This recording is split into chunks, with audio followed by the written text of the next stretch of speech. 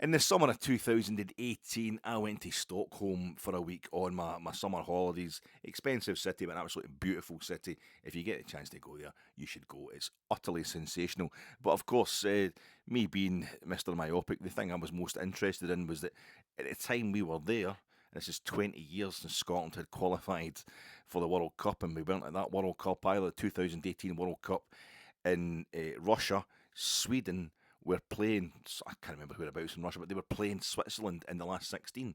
So I was finding it mind blowing, the prospect of being in a country that was in the knockout stages of a World Cup, in the knockout stages of any major tournament. What's that like? What is that like? I hadn't experienced this since I was in England for Euro 96. I went to the two quarterfinals, a semi, and the final of Euro 96. And that was the only time I've experienced this before. But I thought this is going to be nice.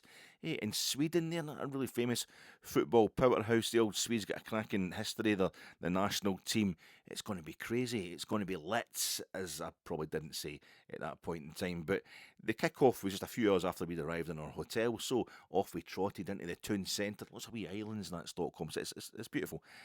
And we found this week in a row of bars in a kind of civic park type situation. There's a lot of bars. There's this big, massive water feature outside it, really, really close to the main drags and all that. But it's this big, kind of long water feature. You couldn't call it a fountain because there was no fountaining going on. It was just a lot of water. And there was nothing stopping you jumping about in it, but nobody was. And I'm thinking, why is everybody not bevied at their skull, going absolutely nuts, getting behind the team, even though the team are, so many miles away in Russia and can't hear them? That's certainly what would be happening in Scotland. People would be utterly gassed to the point of passing out before kick-off. And it was a kick-off kind of late afternoon, very civil. And everywhere you went, people have got the Sweden tops on, the yellow Sweden strips on, or just random yellow tops with a hint of blue, the national colours, and it was a good vibe, but it was very, very well behaved and very, very sober. And that's I know there's massive problems with the alcohol because it's a country, one of those countries that gets a worse winter than us. Lots of permanently dark days. The sun doesn't come up for quite a while during the winter there, so alcoholism is a bit of a problem, and the old off licences are nationalised as maybe they should be in Scotland, because you're permanently trying to work out why are other nations better at football than us? What is the social circumstances? What's the context in which they have better football than us? And I was trying to kind of check it out in Sweden, do my bit of one bit of personal research, and I was in Germany for the opening game of the 2006 World Cup, so I saw Germany beating Costa Rica and that. So I've been in other countries when they're playing. I've actually been in the stadium watching other countries play at the World Cup, but it's still a group game. It was still a group game, though, that has to be said. It's still the very first game of that World Cup. But Sweden, they beat Switzerland, and the bars were rammed. They were absolutely, the pub we were in watching the game was rammed. It was a kind of dull game. But even so, who cares about the standard of football when it comes to these things? And apart from the fact that everybody was still using checkbooks, I don't know if that's why they've got more money than us, the Swedes, because it's so hard to actually get money out your account by the time you've written out a check and all the paper checkbooks. But everybody was using them at the bar, young folk and everything. It was quite amazing. But the game, it went to extra time. They won by a single goal, and everybody went, "Way, that's great," and then went home, just left. And this was like 6 o'clock, 7 o'clock at night when the game finished. Suddenly, bars empty, a few check stubs dotting about on the floor. That's it. And I went outside again. There is no fairy liquid or that getting squeezed into the water feature outside. There's nobody upside down in it. There's no police steaming into everybody to calm them down as the place goes crazy. I'm thinking, it's because Sweden, it's not a big deal for them to be in the quarterfinals of the World Cup because they got to the final in 1958. They finished third in 1950. They finished third in 1994. No, Henrik Larsson scoring in the third, fourth place playoff against Bulgaria in the States, the USA 94. They got to the semis, Euro 92, when they were hosting it. I remember it. So this is maybe just not a big deal to them. We'll go and watch them in the quarterfinal against England, because we're still in Stockholm when they played the quarterfinal. It was against England, wherever it was in Russia. And again, all the bars mobbed everywhere. Everybody's wearing the national strip, wearing the Swedish strip. And they get beat off England, and there was no. It was kind of, oh, that's a bit shit, and everybody went home, or just sat where they were and carried on drinking, or went to another bar and started talking about something else, and it was just there was no riots. There's no, nobody's picking a fight with the police or anything like that and attacking the fire brigade and the ambulances and that. It was just, well, that's it. It was too civilised. Is this what it is? Is this what it takes to be a major football nation? To be able to get to semi-finals and finals of major international tournaments, just to get out the first round, you've got to be really financially secure and a bit depressed. But I thought, well, that's not what we thought. Look, South America, Brazil, Argentina, it's the favelas, it's the slums. It's your only way to get out. You've got to fight for every ball because that's your wages, and that's the only way you're going to get out the slums is by being good at football. And the supporters, the people in the slums, that's all they've got to live for, is the football, is the national football team or their club team. And but it's no, half the famous Brazil and Argentina players are totally middle class, and certainly the fans that are following around the world for World Cup finals are pretty middle class. They're pretty flush. By comparison, you get Germany over here in Europe, the most powerful international football nation in Europe with the men's game anyway, and they're an economic powerhouse and very sober in the way they go about things, the Germans. So there's just no way of telling exactly what's required. But what I found fascinating about the Swedes, what I found really entertaining, despite the fact that there was no kind of madness going on, no kind of riots or carnivals going on round about the football over there, was I went to Solna, the site of the Rasunda Stadium, their old national stadium. The Friends Arena had been built at this point in time. But I went to Solna to see the site of the Rasunda where Pele had played. When Sweden got to the final of their own World Cup in 1958. Brazil beat them 5-2, 17-year-old Pele. Iconic goals, iconic moments. And he's scoring and as Brazil win the World Cup for the very first time. And the Rasunda also staged the 1998 Cup Winners' Cup final, VfB against losing to Chelsea. Chelsea beating VfB Stuttgart in that one. The famous goal that Sweden, Thomas Brolin scores against England to put them out Euro 92. That was the Rasunda Stadium as well. I never got there. I've been to a few stadiums that staged the World Cup final over the years, but I never actually got into the Rasunda while it was still extant. But it just recently been knocked down, and to the point where every other building I'd seen in photographs, there's a few notable buildings when you looked at photographs of the Rasunda, the buildings round about the stadium were still there. There was a bar just across the street from the building site that was obviously, it was a AIK Stockholm supporters bar. And they hadn't changed the shape. This building that they were building, they hadn't started building it up beyond the foundations. It was still in a square. It was the shape of the pitch. And for the workers, for the guys, the builders to get in the building site, it's completely fenced off. I couldn't go and actually walk across where the centre circle used to be, but it'd been pretty easy to work out where it was. But there's these turnstiles in the fences for security checks and all that for the guys that are coming on site to do that. So it just added to the fact that it was kind of emphasising this used to be a football stadium right here, even though they're going to build like an office block on it or something like that. I'm thinking, oh, that's where he took the ball on his knee, on his chest, on his knee, and scored that goal. And it was lovely to go there, to be part of a culture where you can have, like in 1990, the last time until last Saturday that Scotland had won a match at the World Cup finals was against Sweden. Sweden was the team we beat before Haiti in the World Cup finals at Italia 90, and Sweden finished bottom of that group. They lost to Costa Rica and Brazil the same as ourselves, but they also lost to us in what turned out to be the wooden spoon game in between. And they finished bottom of the group, but 4 years later, they finished third. They got to the semi-finals, were unlucky to lose, I think it was a single goal. Was it a Romario goal? They lost in the semi-finals to Brazil, who won that World Cup at USA 94, of course. And I say they finished third in the World Cup in Brazil in 1950. And they finished second. They were runners-up. They got to the final when the World Cup was staged in Sweden in 58. So they've done it all. They finished bottom of the group. Scotland have never lost 3 games at World Cup finals. We lost 2 games when it only was 2 group games that we played in the 1954 World Cup, our first go at the World Cup. But we never. It's just the same thing all the time. There's 3 games. One of them's all right. One of them could have been better, and one of them's usually totally crap. And we don't know at this point in time what this one was tonight. How you doing, folks? This is your Fat Ek Scotland World Cup post-match reaction pod coming to you in association with not Jersnet. I'm not going to get Jersnet involved in this. That's no fair on them, but just in association with all those feelings like, oh, we're unlucky there, oh, glorious failure, so near yet so far, oh, God, they were so brave. If they'd started that game a bit better, maybe they'd been okay. Why did they leave it so late to have a proper go? Is it going to be enough? We've got one more chance. All this stuff, even an English commentator really getting on your nerves, all those things that if you're of my age, you experienced in the 70s, in the 80s, and into the 90s, and you would hope you'd never really experience again.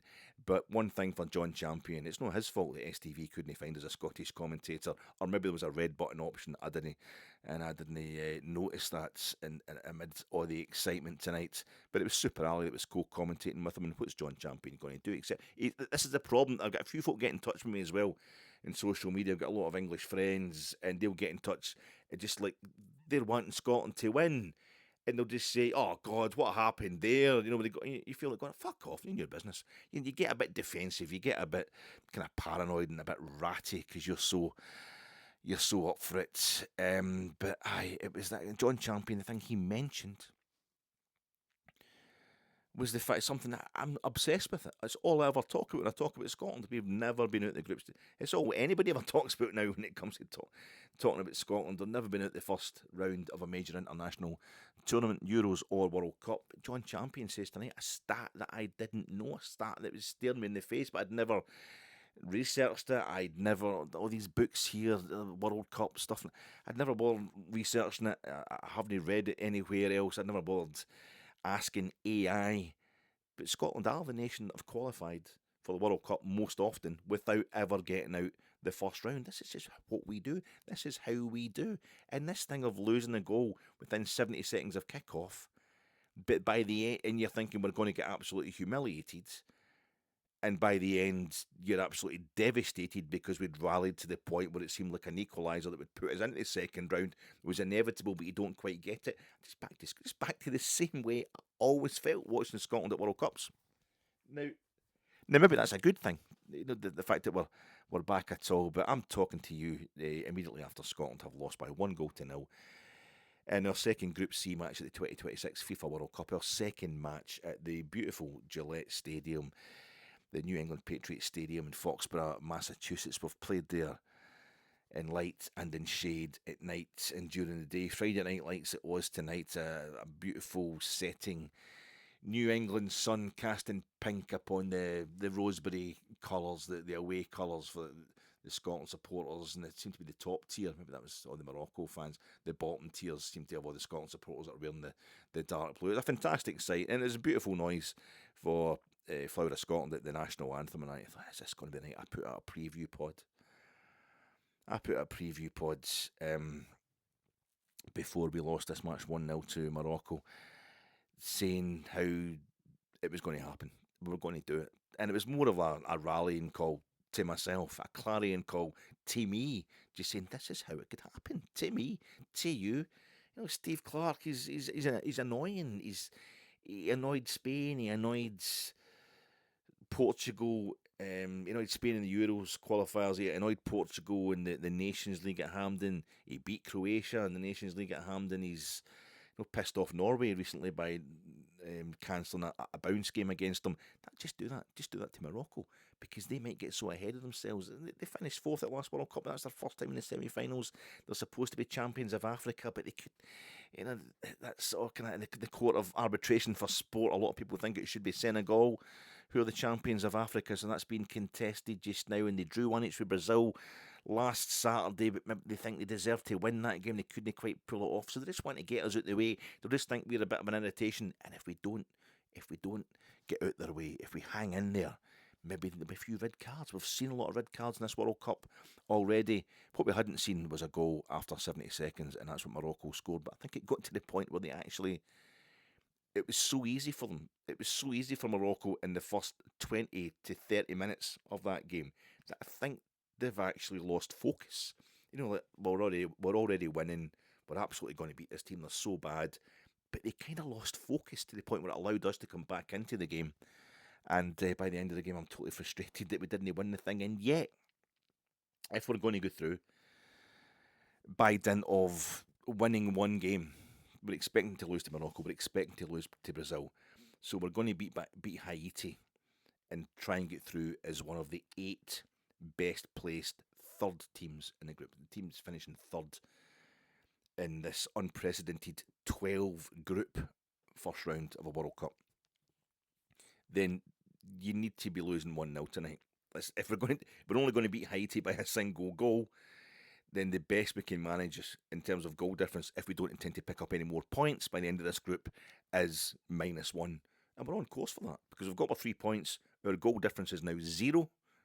Won 1-0 last Saturday night, and then we've lost 1-0 this Saturday morning. Or Friday night as it was in local time. And that's us. We're on a minus goal difference, but we've got to 3 points. The last I looked, Brazil were winning 2-0. I think it's 3-0 against Haiti in the first half. So we're definitely finishing third because we're beating Haiti in the head-to-head. They can only get 3 more points after this. But if we're going to do it, I suppose we want to have a minimal goal difference. That's certainly what happened tonight. But even that, we lost a goal after 70 seconds. Well, that's good that was only one that we lost. It's this whole consolation, glorious failure. I can't stand it. I've lived my whole life like this. Now, maybe if you're even into your mid-30s as a Scotland supporter, just to be back at finals is still probably a new thing for you. You'll even remember the last 2 European Championships that we qualified for. Well, we've already got 3 times more points than we acquired in either of those Euros. So you're maybe in uncharted territory. You're not quite as depressed about the whole thing as myself, but it was just, again, like the Haiti game last Saturday, just going through the motions. Wanting a change, feeling law of averages, things should change. And as I was pointing out in the preview pod that I chucked up, I think about 5 minutes before kickoff tonight, making it impossible for anybody to have a chance to watch it before the game kicked off. I was pointing at the fact if we could just change things. Steve Clarke has made so many material, solid changes, improvements to this Scotland team, getting better campaign upon qualifying campaign, going through via the playoffs by dint of Nations League, winning the Nations League Group C, the third tier under Alec McLeish. That's how we get into Euro 2020, because we had a terrible qualifying campaign, the 2020 Euro 2020 qualifiers. And then the next World Cup, well, we finished second in the group, so we get into the playoffs by dint of the actual qualifying group, and we lose in the semi-finals to Ukraine. But the next Euro 2024, we're second in the group, and Spain are the only team to beat us, the team that eventually win the Euros, and we beat them at Hampden as well. And then after that, we win this group, World Cup qualifying for this, we're top of the group, and do it in spectacular styles, particularly that last win in the group over Denmark back in November. It's just continual improvement. So maybe this is, Steve Clarke said, 2 Euros where he's gained a point. One was at home, basically, or one was away from home. So that's a slight improvement in 2024 on 2020 or 2021. So there's now a World Cup, and he's got us a win. He's got us a win back in international major finals. So that's the first win for Scotland in the major finals since Super Ali at Villa Park back in 96, 30 years ago. So it is continual improvement. I just thought maybe tonight's going to, we don't have to wait until the last game to again torture ourselves with the expectation, with the lingering hope. We'll just go through. Morocco will get pissed off, we'll get some players sent off, and they should have had players sent off. We set up different, we did set up, I think I was predicting a 4-2-3-1, I think most people are saying it was actually a 4-4-1-1 we went with tonight, whereas it was actually Scott McTominay was the hybrid, not John McGinn as I was predicting. Scott McTominay was the hybrid kind of number 10 or midfielder who's supporting when he can. Shea Adams playing alone up front as I thought. John McGinn's wide on the left, and who do we have wide on the right hand side? So I'm really tired because it's really late in the morning now. But of course we had Ryan Christie in there. I think he was playing wide, and it was, then you get McTominay as the hybrid. Who do we had? Lewis Ferguson and Ian, other kind of destroyer in there. Who the hell was alongside Lewis Ferguson? it was Kieran Tierney. That's what it was. Alongside Lewis Ferguson was Ryan Christie, but with Kieran Tierney wide left as a double kind of with double protection against Sharif Hakimi, one of the best right backs in the world of PSG, and being booed all night by the Tartan Army. I'm assuming that's something to do with the fact that they'd found out he just lost his appeal against going to trial on accused of rape back in France. I'm assuming that's why he's getting booed rotten, unless he get fouled somebody, and I never noticed it early on in the game. They're certainly trying to get inside his head. So that was. And we had Hendry and Hanley as I predicted as our two centre halves, and you've got Andy Robertson at left back. So you get Kieran Tierney and Andy Robertson both facing up to Hakimi on that left hand side. And who do we have at right back? It was Nathan Patterson coming in at right back. No Aaron Hickey. Nathan Patterson at right back, and Angus Gunn staying on in goals. It was 70 seconds into the game, the fastest goal scored in these World Cup finals. There was nobody in the left-hand side. There was nobody at centre half. The defence was just completely missing. And because of the way the light was hitting, the light was kind of, the sun was going down, tea time, late afternoon, early evening over in the States there in Massachusetts. And just the way it was, a lot of the pitch was in shade, but on Morocco's right-hand side, our left-hand side, in that left flank, a ball went over the top. I didn't really know what was happening until the ball was in the top corner. That's okay for me to be like that. I'm an old fart who's just posted a preview pod 5 minutes before kick-off. But the Scotland defence is supposed to be really watching a ball over the top. Saliba goes in there and just hammers the thing right into the top, because it's a great finish by him, but he should just never have been.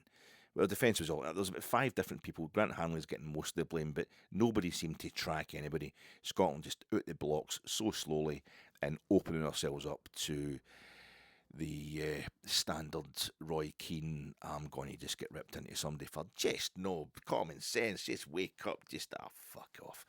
But anyway, he was actually right tonight. We were brutal at that little moment, and it felt as if we're going to get played off the park. We're going to get blown away. That's what I get for opening my mouth and believing that Scotland could do this tonight.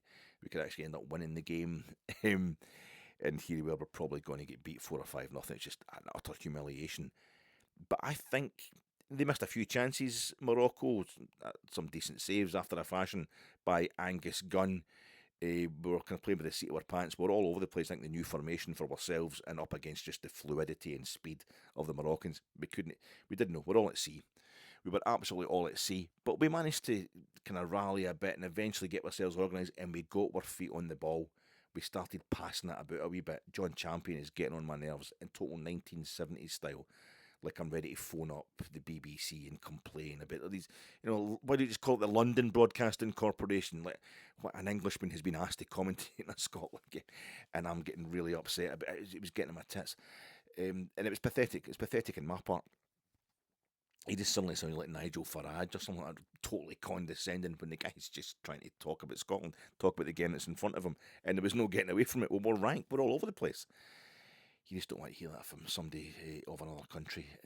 But we're terrible, and but managed to get our foot in the ball. And I think they'd got to the point, Morocco, where I think this was so easy. And they already had the lead anyway, and they'd beaten Scotland 3-0 in the World Cup.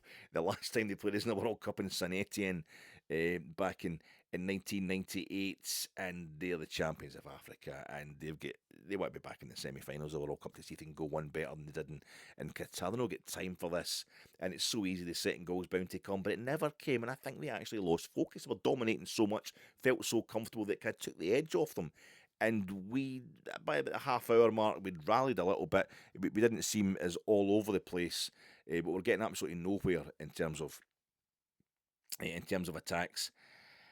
And by the end of the half, though, we were winning free kicks. They were going nowhere. When a corner, well, it was flashing across the front of the goal, and the Moroccan defender's got his head taken just before Grant Hanley could.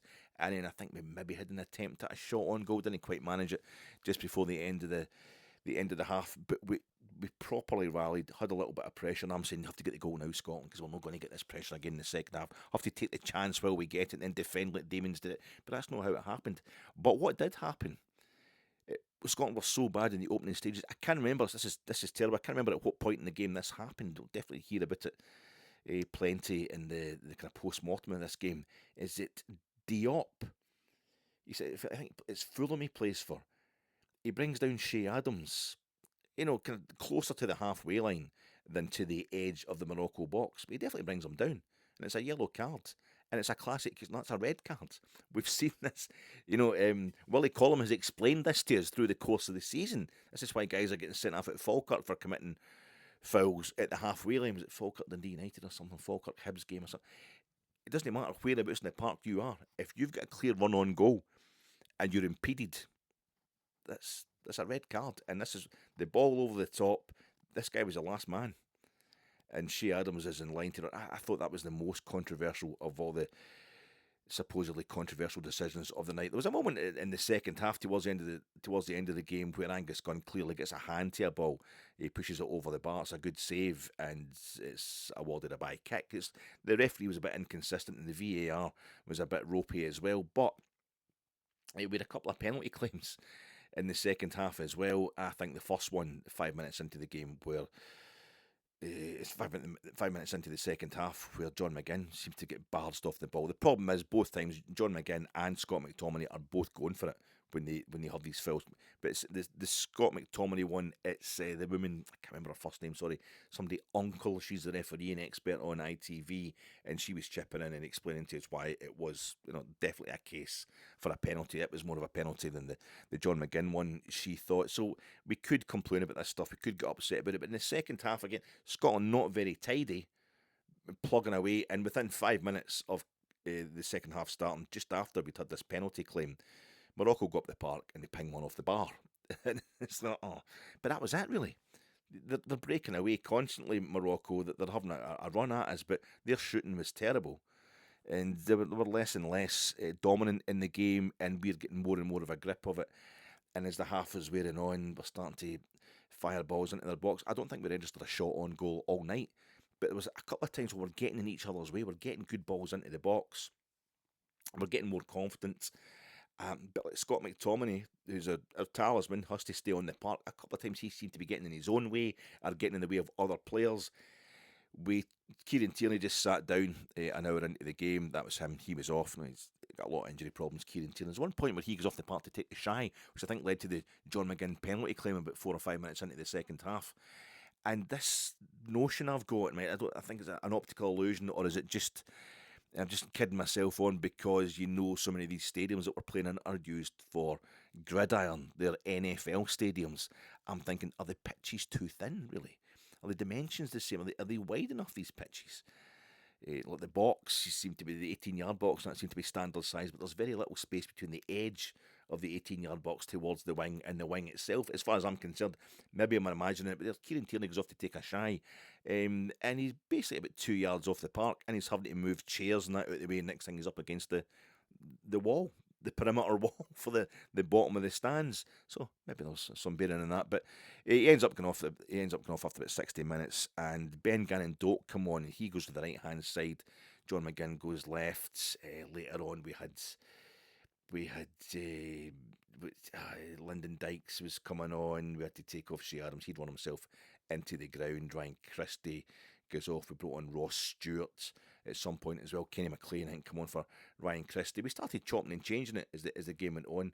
Players running themselves into the ground, but we couldn't get there. We just couldn't get it over literally couldn't get the ball over the line. McTominay has a kind of turning shot from the edge of the box, but lots of good balls going in, and Scotland players kind of getting in each other's way. Just couldn't find the actual finish. Bad choices. There's one point where Scott McTominay's he's got the ball back to goal, but he's got the defender held off and all that, and the ball's just rolling.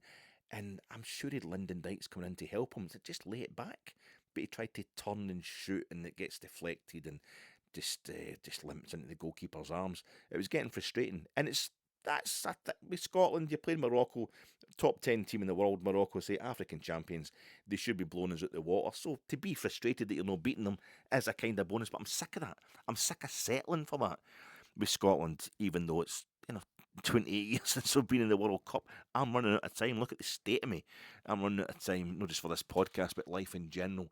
I want to see this happening. So we're getting into a situation now where it's a 0 goal difference. I don't know if it's going to be possible. Like the groups that were getting played last night, Bosnia should be beating Qatar in the last game in the group with Canada and Switzerland. So, and Bosnia are going to finish in third place because they've drawn with Canada, and then Canada won 6-0 last night for the goal difference.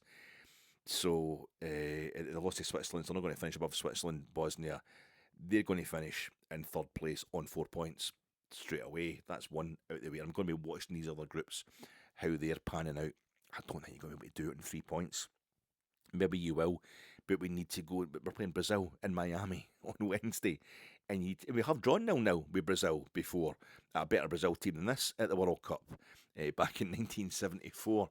But we don't tend to score a lot of goals against Brazil. It would be quite a thing if Brazil have hammered Haiti tonight.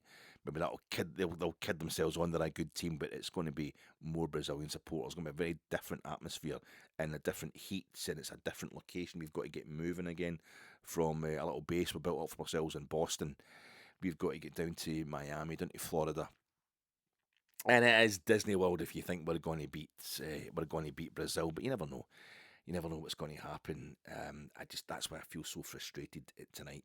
I've gone from thinking we're going to get absolutely humiliated in the first 70 seconds of the game to by the end of the game thinking it's a fucking hard luck stories again. I think this is the thing Steve Clarke has got to do now. Between now and Wednesday, he's got to make sure that the belief's maintained.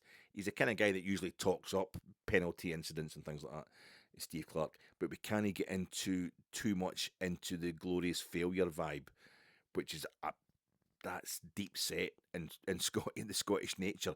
We've got to keep it the positives, how we rallied in this game, and that we've not been hammered yet, and we've only got one game to go in the group stage. That's the thing. That's a bonus. How good Morocco are, how far we pushed them eventually after a poor start. We can't get into. It should have been a red card to Morocco. It should have been a player sent off from Morocco in the first half. We should have had 2 penalties. I think the red card is the biggest and best claim of all of them, and that could have changed the game. You never know. We could then have won the game, or it could have just consolidated Morocco, and with 10 men, they're still perfectly capable of beating us. That'd be even more humiliating. You don't know how it's going to go, but he's got to make sure we keep a positive vibe, but at the same time, stay focused and don't get ahead of ourselves. Don't think, we're doing fine. This is Ancelotti's Brazil, the greatest World Cup nation of all, we're coming up against on Wednesday nights, and we'll need to go again. We need to. It's difficult. It's difficult for a Scotland team. Scotland have never won 2 games at a major finals. As I said last weekend, that's probably why we've never ended up in the second round. Part of you thinks, Brazil, that's the team we're going to do. But eventually, we'll get our second win for the first time ever. A second win in a major finals, and it'll be against Brazil, the most famous international football team, the most famous World Cup nation of them all. I don't know about that, but if we could arrange a point, if we could manage to get a point, that would be absolutely sensational. But it's all to play for, and I'm sick of it. I would love to see Scotland playing a dead rubber last game in a group stage, because it doesn't matter, because we're already through, as opposed to it doesn't matter because we're already out. That doesn't happen too often either. But once again, it's that thing with Scotland, the lingering hope going into the third game. But my God, what I would give on Wednesday night if it could end up being a 4th game. Still all to play for, folks, and I will talk to you at some point before Wednesday. Thanks very much for your time.